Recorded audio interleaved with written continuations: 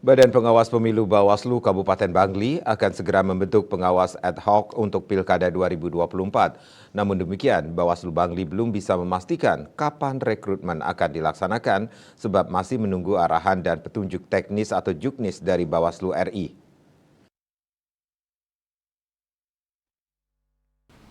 Komisioner Bawaslu Kabupaten Bangli Inengah Purna Kamis 11 April mengatakan pengawas ad hoc yang bakal direkrut di awal yakni pengawas Kecamatan Panwascam.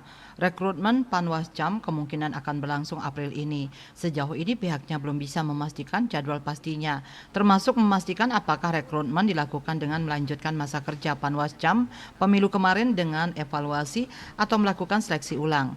Pihaknya masih menunggu Juklak dan Juknis Pusat. Yang jelas dalam tahapan akan dilaksanakan rekrutmen pengawas ad hoc untuk Pilkada 2024. Tentu akan ada evaluasi kalau memang ada Panwascam tidak memenuhi kriteria untuk melanjutkan. Meski masih menunggu juknis, namun Purna mengatakan pihaknya sudah mulai menyosialisasikan terkait rekrutmen tersebut melalui media sosial. Rekrutmen pengawas ad hoc menjadi tahapan paling awal yang dilakukan Bawaslu untuk mengawasi jalannya pemutahiran data pemilih.